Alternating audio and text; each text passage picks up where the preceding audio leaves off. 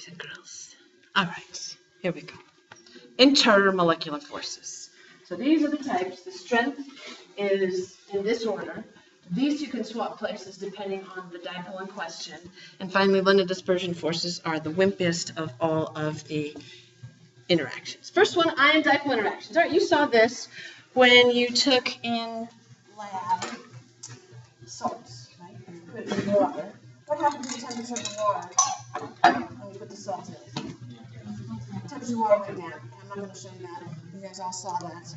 If I use this conductivity apparatus to test the conductivity of the solution, say for example, there's pictures of this on the PowerPoint that we have. Say for example, we have just plain old DI water here. And I put some DI water into the beaker. And I know that underneath the conductivity apparatus would light bulb light. No, why not? Why wouldn't it light with just DI water? There's no ions in it, and the ions are what conducts the electricity. If I took sugar and put sugar into the water instead of salt, would the light bulb light with a solution of sugar water? No, because sugar is a molecular compound. It doesn't dissociate, it doesn't create ions. It will dissolve, it will make a homogeneous solution, but it doesn't create polar particles as a result of the dissolution and the breakup of the particles. All right, so you guys saw that. We called it lattice energy. The first thing we need to talk about is this ion-dipole interactions. And here, what the author has done is they're showing you a dipole as being a little blob with a positive or a negative end. The perfect example of a dipole, of course, is water, the water molecule.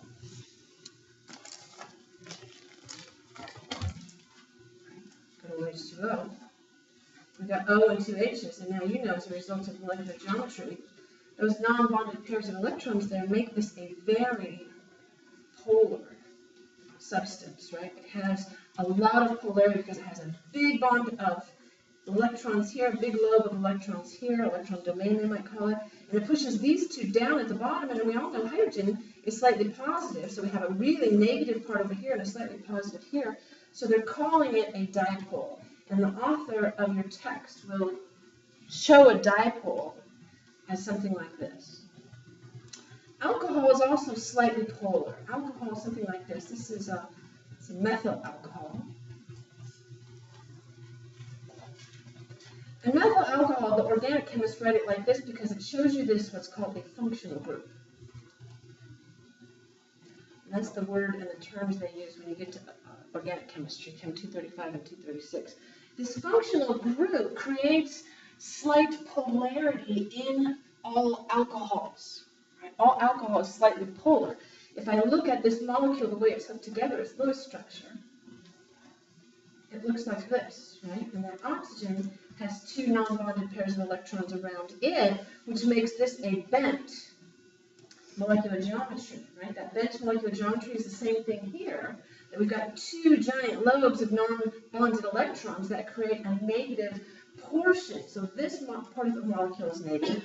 This part is slightly positive. So alcohol is also polar, but not as polar as water is. So this thing that we call ion-dipole interactions happens when we take something like sodium chloride, like you did in lab, showing the crystal lattice structure of the sodium chloride here. We know that it's a repeating three-dimensional crystal structure.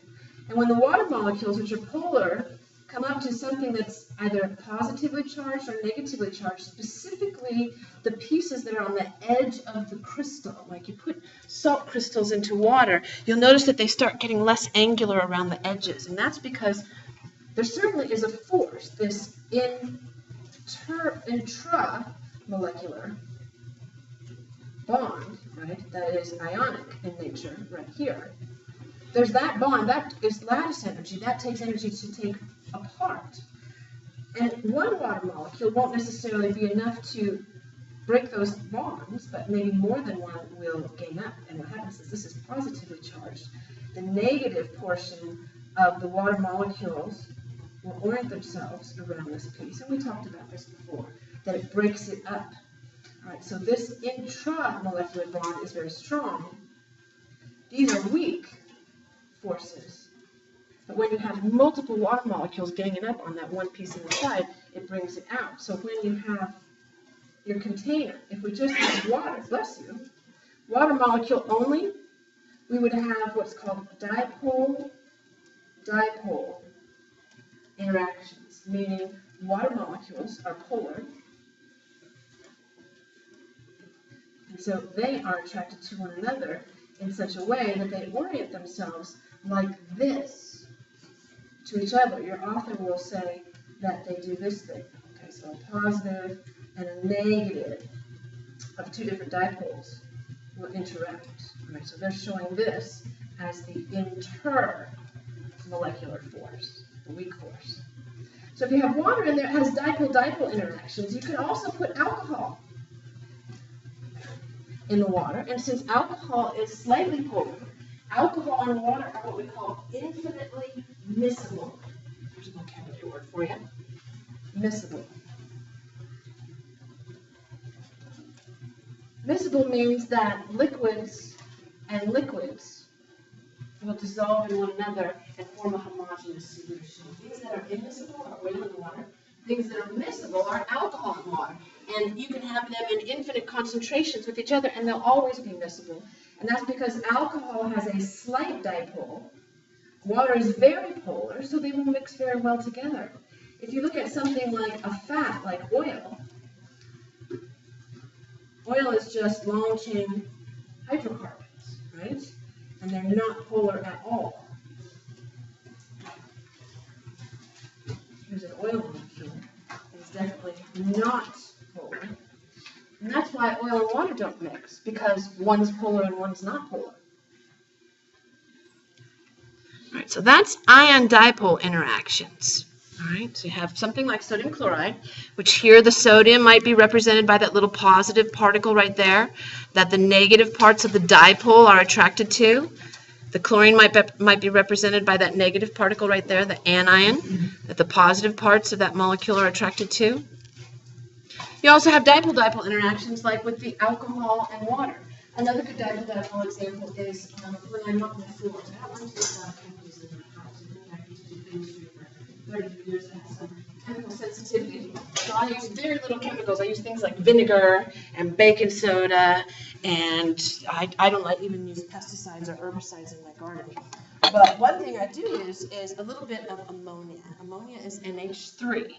So if you look at the molecular formula of NH3 and the molecular geometry of NH3, which is ammonia, it looks like this. You've got a non-bonded pair of electrons on the top of the nitrogen, right?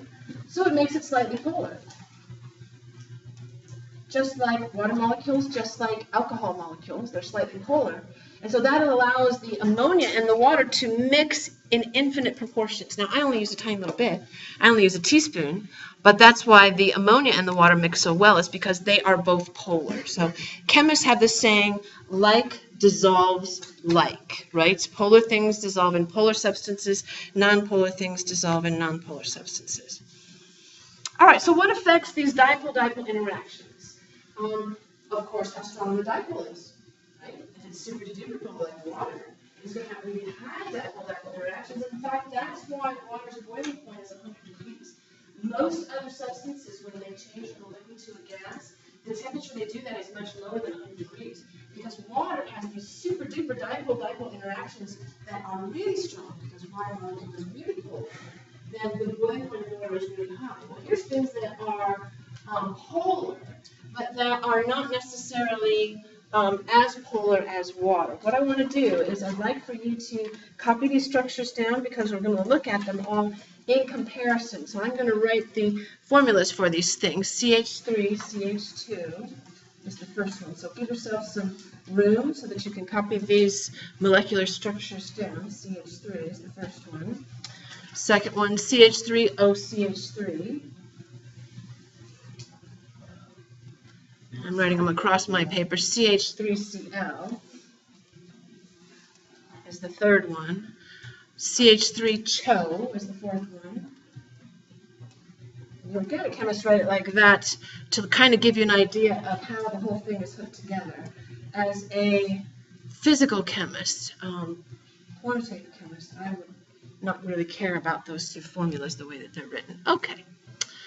So let's look at how these things are put together. I've written the formulas here. This one was CH3C. All right, but look at these things. I'm going to kind of write them quickly. I'm not going to go through the whole derivation of the Lewis structure, but I want you to be able to look at these in the context of how the organic chemists call, I think they call this the molecular formula, right? It kind of gives you an idea of how the thing is hooked together. This one, I believe, goes,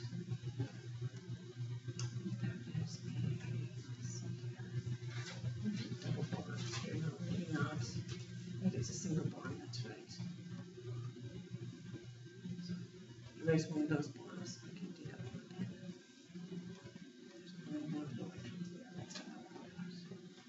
Alright, and then CH3Cl, I'm going to draw down here a little bit so they don't get in the way of each other. CH3CHO. You guys can probably figure out one of these on your own.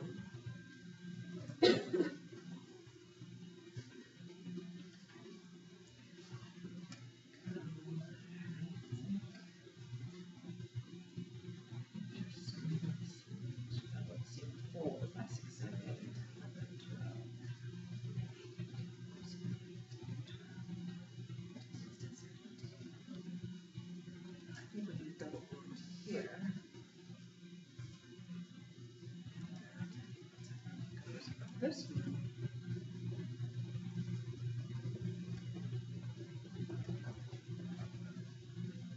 So there's the molecular formulas and the molecular structures of these things. CH3CHO, you've got the double bond pair with the oxygen and the You're right. So let's see, CH3, I've got 4, 5, 6, 7, 8, 9, 10, 11, 12, 13, 14, 15, 16, 17, 18. 2, 4, 6, 8, 10, 12, 14, 16. And there's a double bond here and no non-bonded pair.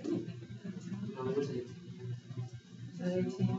Well, it's put together in that order. The double bonds and the triple bonds don't really matter because what we're looking at here. Is this this molecule, is this polar or not polar? They're non-polar, right? There's no non-bonded electrons. These are all tetrahedral, molecular and electron geometry, no matter which carbon you look at. There's no functional group sticking out on any part that's electronegative, so it's very non-polar molecule. Now this one, what would we think about this one? Because it's very symmetrical, right? If you look at it, but let's look at this, what we could call a central atom here. What would be the electron geometry of oxygen here? The electron geometry. Tetrahedral, right? I erased that bond right there. There's 4, 2 bonded and 2 non-bonded. So what would be the molecular geometry around just that atom? Bends, okay? So we'd have some, it would look like this, right? So we'd have the non-bond electron pairs here, and then the carbons would be down here, right? So we'd have those. So this might be slightly polar. It's still really symmetrical, but it's got those non-bond electron pairs sticking up on top of a bent thing. All right, what would you say about this one, the polarity of this particular molecule? I say it's more polar than the other two for sure, because chlorine, what do we know about chlorine and its electronegativity? Very electronegative. So the electrons that are shared here, who's going to be hogging them more?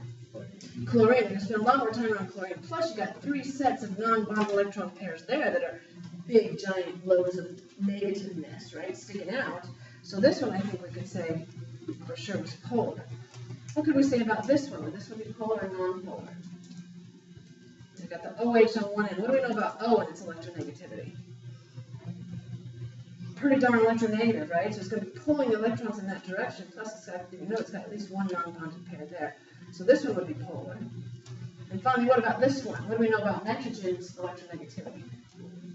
It's pretty electronegative. Nitrogen, oxygen, and fluorine are the 3 most electronegative. Plus, we've got a big, giant load of negativeness sticking off on the end there. So this one is super duper polar. That is not an organic chemistry term. Even more than CH3CL. Yes. So the polarity increases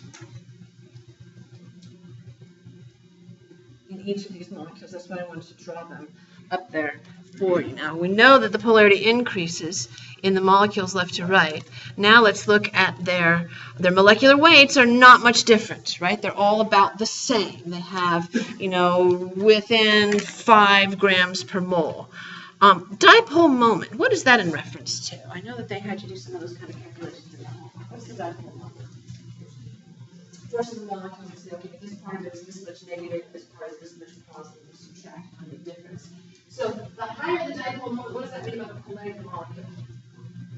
The more polar it is, right? And it makes sense, right? Because as we drew each of those molecules out, we decided that the ones that were the most polar are the ones at the bottom. So the dipole moment. So what that term describes is the difference in electronegativity between the plus parts of that molecule and the negative parts of that molecule. And so the larger the dipole moment, the more polar the molecule is, and the higher the intermolecular forces are in that particular molecule. Let's look at boiling point. What happens to the boiling point as polarity increases? What happens to the boiling point? It goes up. Why does it take more energy to change it from a liquid to a gas if it's more polar? They like each other in the liquid phase. Oh, by the way, that's something I didn't make a point of at the beginning of this lecture, is all intermolecular forces. Now, we're not talking intra, but the majority of intermolecular forces take place in liquids. The majority of intermolecular forces take place in liquids. Let's think about that statement. First of all, that makes sense with regards if we're compared to gases, right? Because gases, the molecules are so far apart from each other that it doesn't matter if they're positive or negative, and plus they're zipping away so fast that because they're so far away from each other, plus they're moving so fast that the force that they might have against each other is negligible and it means nothing, right? So gas particles are so far apart, intermolecular forces don't happen. Solids, remember the crystal structure thing that I was in class, right? Solids have ion bonds between them, and so there is no intermolecules in between solids. It's the bonds of the solids, right? So intermolecular forces, these forces of attraction, have to do with things generally in the liquid state. So that's how we can describe these intermolecular forces. All of these substances, propane, it's always kind of surprising to me. This propane is the gas that is in your phone, right? And sometimes propane stoves, if you go camping, or I was going camping, have a propane container in the camper. I know when my son was living at home, they were always surprised. We'd take the empty propane container to Home Depot or the grocery store, whatever, to get it traded in for a full one. And you take the empty one, it's not super heavy, and then you put it in and you get the full one out. The full one's really heavy. And I always just kind of throw them, and they say, gosh, it's just a gas in there. Why is it so heavy when it's full? Is it a gas in there? No, what is it? It's liquid because it's at such high pressures. That they put it under such high pressure when they put it in the tank that it's actually liquid. You can kind of slosh it around and see that it's liquid. If you've ever opened the spout of a propane gas container or even a butane lighter without flipping the flame, without making the flint of the steel in a lighter produce the flame, or without connecting the propane tank to a barbecue that has a lighter that flicks the flame on it. If you've ever done that and allowed the propane gas in the tank or the butane lighter for the gas to exit without flicking the flame, what happens to the temperature of the container, the butane lighter or the propane tank? It gets colder. Yeah, but that's what that sounds also. So what's the explanation? Why does it get colder? As the gas is expanding, or as the liquid's converting to gas, it's absorbing heat Which is what kind of process it's absorbing. And go through a process. So that phase change of liquid to gas that you are allowed to happen simply by changing the pressure, right? And releasing the pressure over that liquid. You're opening the valve, so the pressure is released. It will change from liquid to a gas spontaneously. We talk a lot about spontaneity and things like that. It's the second law of thermodynamics, which is spontaneous events occur in Chem 152. Okay. I always thought there was a bumper sticker years ago that said S blank like T happens. That's basically the second law of thermodynamics, spontaneous. Meaning it doesn't require outside intervention. When you open that gas tank up, the butane gas or the propane gas, and it changes from liquid to gas spontaneously, it has to accrue some energy in order to do that. And the energy comes from the temperature of the tank or the temperature of the butane reactor. As long as you don't flick the flitting seal and ignite the gas that comes out, it actually gets colder. Which I think is kind of cool. You know, if you think about that, that is totally explained by the physics and the chemistry of gas interactions.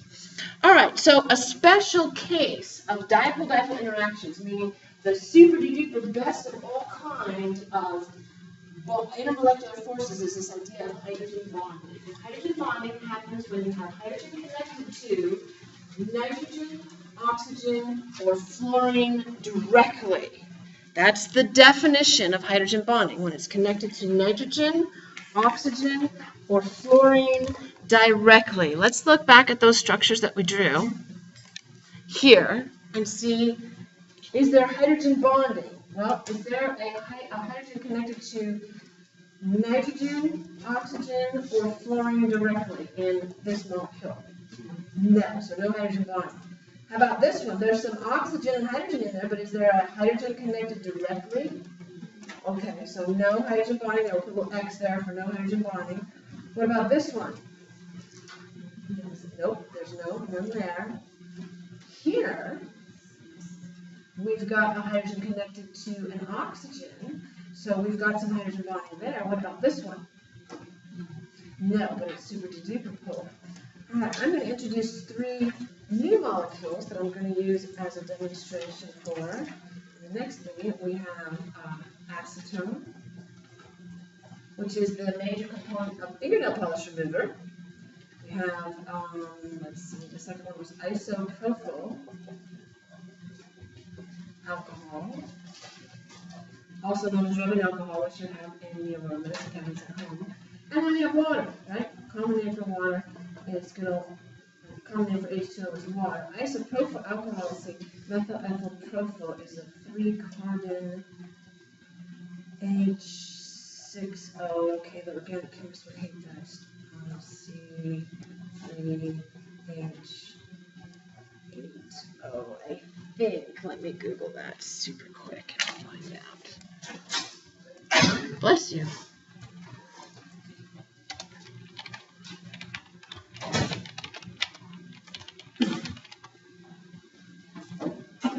Bless you. C3H6O is acetone. C3, oh, I mixed them up. Acetone, C3H6O.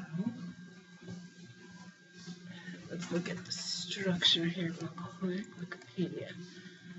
Alright, there it is. It's a 3-carbon thing. Looks like this. This is from Wikipedia. And a double bonded O, so we must have some non-bonded electrons there to complete the octet. And then we've got our 3 hydrogens here and 3 hydrogens here. Alright, so that is acetone. I do the same thing for isopropyl alcohol.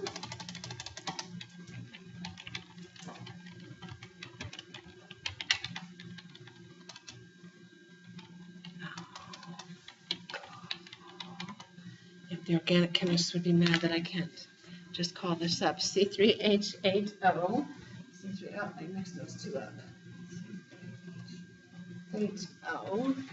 And the formula for, so Wikipedia says it's like this.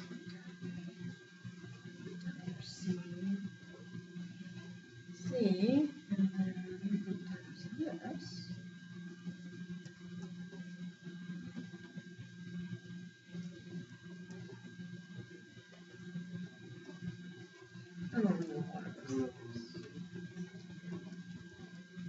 Oh, yep, there's actually, here's how that one. 8. Oh, that's right. This is not another one. We got another H coming up right here.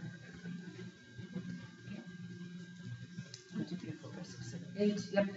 Now here's the functional group. The organic chemist would like me to write it like this. So that's how the organic chemists would write that one, and they would write this one. Ooh, I don't know how they would write the acetone, but I know they would write the isopropyl alcohol like that to show that the OH is the functional group, right? This is the functional group. We know OH when we see something like sodium hydroxide, right, or barium hydroxide. What do we call these substances? Bases. Yeah, you're using these today. These are bases, but these are metal hydroxides. A metal hydroxide is a base, right? This is non-metals hooked to hydroxide. We call that thing an alcohol. You'll learn that when you get to organic chemistry. That you can have this functional group in inorganic chemistry. We call it a base when it's hooked to a metal. When it's hooked to non-metals, it's called an alcohol. All right, so that's what those molecules look like in space. Let's see. Any of these have hydrogen bonding? Well, they're all pretty polar, right? Because this one's got this negative oxygen sticking out on one side. This one's got, we know water's super duper polar. Does water have some hydrogen bonding going on?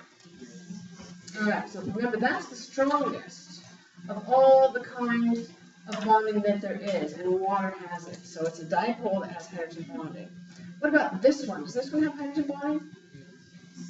It's got an oxygen hooked directly to hydrogen, so this one also has, bless you, hydrogen bonding.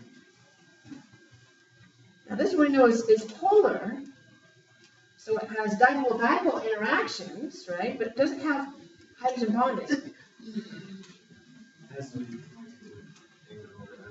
Right, and so the O is not connected here. See this O? And then I just have to do this formula a little better. There we go. See how this O up here is not connected to a hydrogen directly? So it's still polar. It's still a dipole. It still has dipole-dipole interactions, but those are less strong than hydrogen bonding, which is what these two molecules have. All right, so what I'm going to do now is I'm going to use Logopro. Now, which one of these is Logopro? There it is. All right. I've got a temperature probe here, and I'm going to put the temperature probe in each of the solutions independently, and we're going to look at a cooling curve. Let's start with acetone, which is, once again, the major component of nanoplasm. All right, I'm putting the temperature probe into the acetone. I'm going to start collecting the temperature, and we're going to let the temperature probe come to the same temperature as the liquid. Hopefully, they're pretty close to each other, right? I always tell you guys in lab that the temperature of the liquid and the temperature of the mean should be the same. Let's see if I've been lying to you all this time, right? Hasn't changed much. I think we're 26.1, 26.2, somewhere in that vicinity. Okay, it's going down a smidge. All right, what I'm going to do now is I'm going to take the probe out of the liquid. So this is the temperature of the liquid currently. All right, I'm going to take the probe out of the liquid and just hold it in the air. What's happening to the temperature here? Temperature's going down.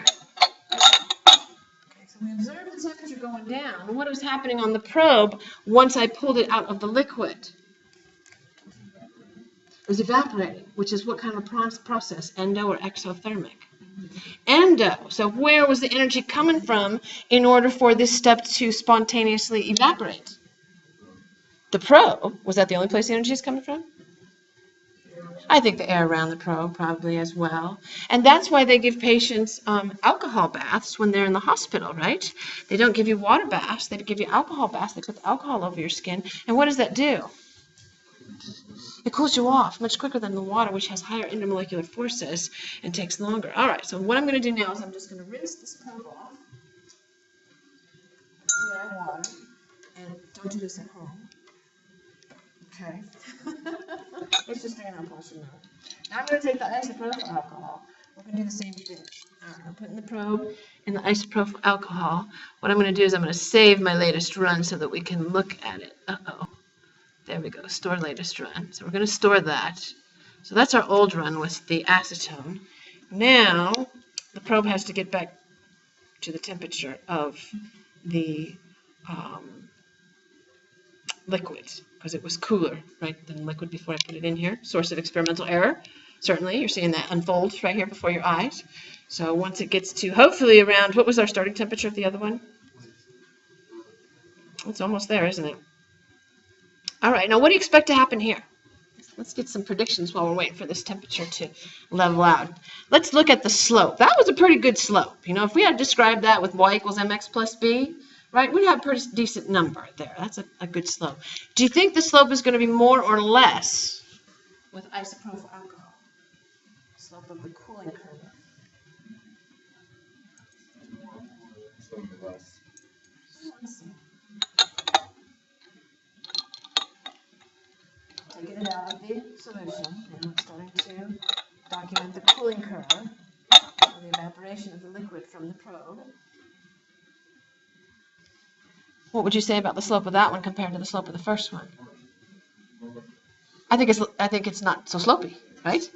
Right? The number would be decreased, not so slopey, right? That's a girl describing slopes, not so slopey. All right, so there's the second substance. Now, what do you think about the water?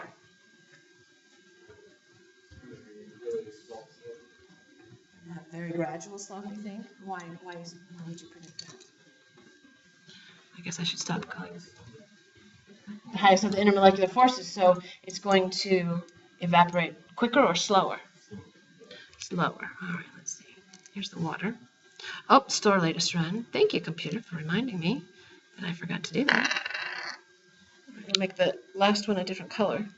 So the green line now, see the red line was the acetone, the blue line was isopropyl alcohol, and now the green line, we're waiting for it to come up to room temperature, is going to be water. So even though the slope of the isopropyl alcohol was more gradual, I think it went down to a lower level.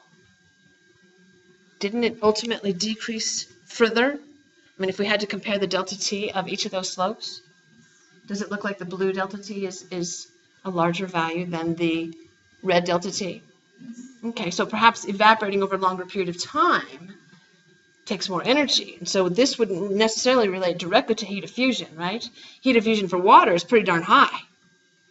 All right, so the other ones might not necessarily relate. Okay, now that we've got past the blue line and it's about the same starting temperature, I'm going to take the probe out of the water.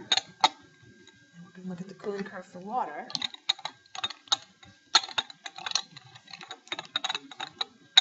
It does a little bit there, doesn't it? I'm not blowing on it by breathing on it here. Get it to evaporate faster. Oh, but you can certainly see the difference between things that are polar and things that are not polar. What's the thing that's not as polar? The acetone. The first one's not so polar. The other two are a heck of a lot more polar. And I think our delta T for water is even larger. Even though the slope is more gradual, it continues over a longer period of time. And I'll bet if we looked at the delta T of the water, could we figure out the heat of fusion using this kind of information? Or heat of vaporization, I should say, excuse me, heat of vaporization. You determine the heat of fusion, which is solid to liquid, right? Kilojoules per mole. Well, we actually, if you take me from Chem 152, that's actually what you do on that. What you can do is you say, all right, I can measure the delta T, right? If you assume that the delta T came from the probe, that's a huge assumption to make because we all know that the delta T came from the air, the energy, the Q came from the air, right? So you assume that it all came from the probe, you can measure the mass of this at the beginning and the mass of this at the ending. What would that tell you about this? How much I took out and how much evaporated, and I can figure out the moles of how much evaporated, right? Then I have to use Q equals MC delta T to figure out the Q that left the probe. You can measure the probe, you can find out the density of steel. You can do water displacement to figure out the volume of the probe, compare that using the density of steel, figure out the mass of the probe that you had that provided the Q, right? So then you can figure out and quantify Q divided by the number of moles that evaporated, and you have heat of vaporization for each of the three substances, and you could use that data. The only thing I'd need additionally would be the mass of each of these substances at the beginning and at the end of the evaporation event, right? Uh-oh, my computer's about to die.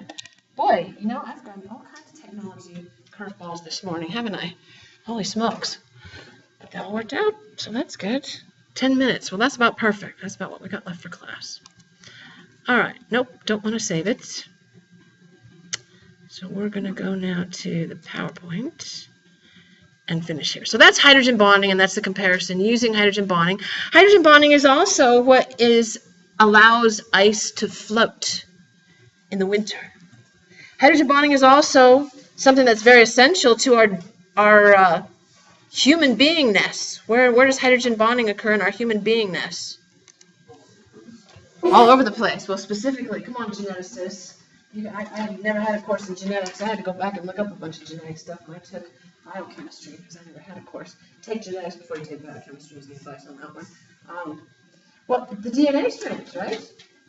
You got the two strands, the adenine and the guanine. I don't know if I'm saying those things right. Uh-oh. I know that computer. It's all good. 10 minutes is good. That's all we need. All right. It's hydrogen bonding that holds these things together, right? You denature a protein. That's often what's going on is you're taking away the hydrogen bonding that's going on in between the different molecules. Hydrogen bonding in ice. When water in a pond, for example, we got a pond, we got a little fish swimming around in the pond, right? It starts to get colder and colder in the winter. Now, we don't see this in Arizona, but say, for example, in North Dakota, right? It was pretty darn cold, right up close next to Canada. And as water gets colder and colder, what happens to the density of the molecules? Does it get more dense or does it get less dense? As it gets colder, it gets more dense, right? Because what happens to the speed of the molecules as it gets colder? They slow down. So if they're moving really fast, right, they're far apart, and they're vibrating and rotating far apart. When they slow down, they start to get closer and closer to each other, and they become more dense. The molecules get closer together, up to 4 degrees Celsius, approximately. I think it's somewhere like 3.7 something or another, but right around 4 degrees Celsius. Water continues to get denser and denser and denser. So what that means is the really dense, coldest water goes down to the bottom. Most substances, when they change from liquid to solid, get dense enough that if you put the two together, the liquid version of it and the solid version, the solid is going to sink because it's so dense. But because of hydrogen bonding between 4 degrees Celsius down to 0 degrees Celsius, water gets less. Uh-oh, what did I do? My battery went. Well, we'll finish on the board here. Water gets more dense, up to 4 degrees, and then it gets less dense. And that's a good thing because if it froze, if the water froze from the bottom of the lake first, what would happen to the little fishy? It would die. It would get frozen, right? Excellent. Less dense. And then ice.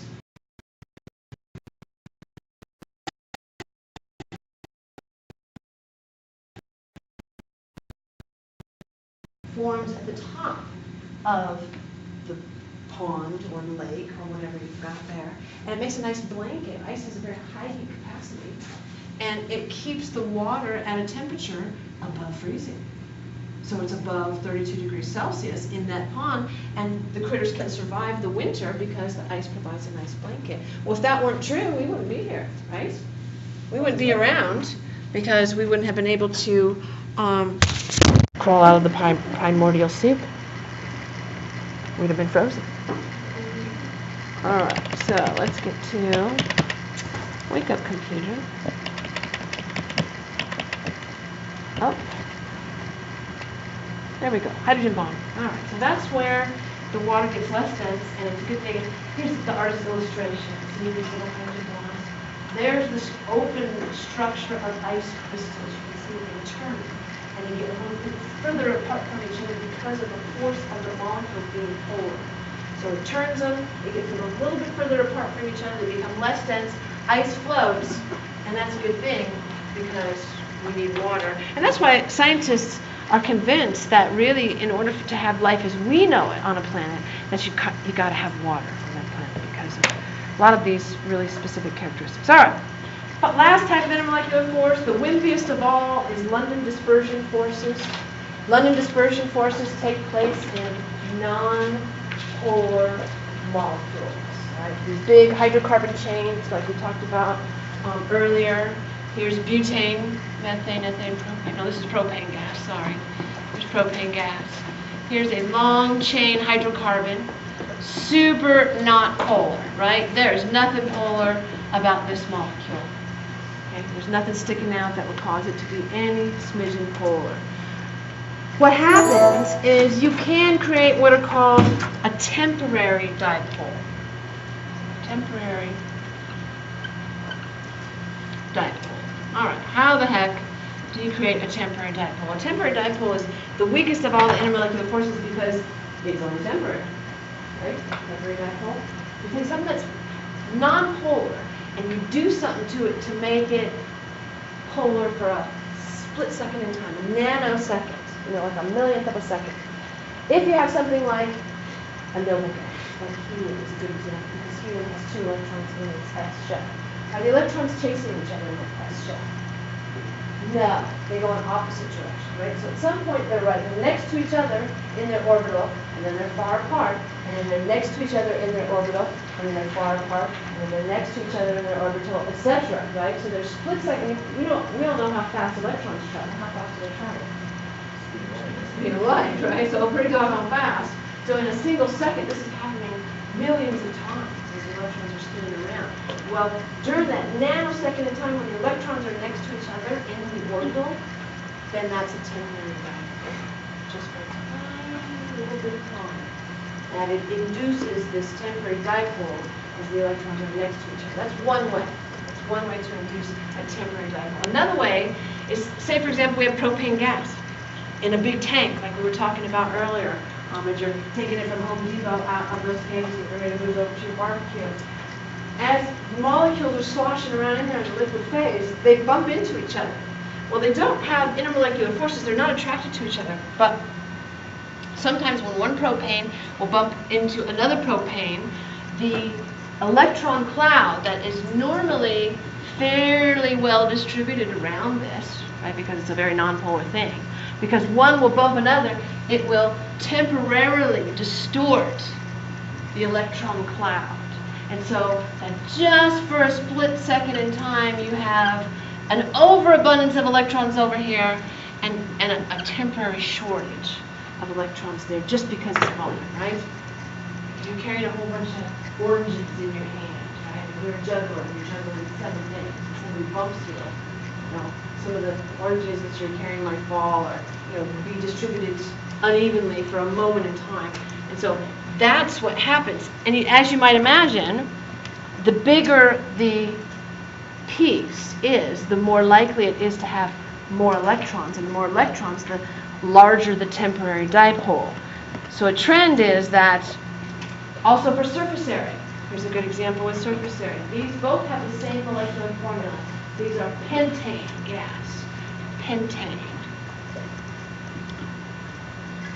Pentane means 5 carbons. Okay, one version of pentane, and I like this, that the organic chemists name things so reasonably and so descriptively. I wasn't super fond of organic chemistry, but I'll tell you what, they name things very reasonably and descriptively.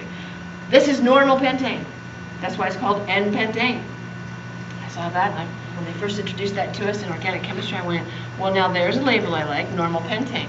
You can take pentane and connect it differently and make this neo, I think it's called pentane. Yep, neo means that you got a carbon in the middle and you got all these branchy things that are carbons around the outside. So it still has 5 carbons, right? But now and it still has the same number of hydrogens, but it's just that they're hooked up a little bit differently, right? All right, so because this is hooked up a little bit differently, this has a larger surface area, right? So if these two bump into each other in a container, then the distortion can be larger because it has a larger surface area. Where this has a smaller surface area, it's more compact, right?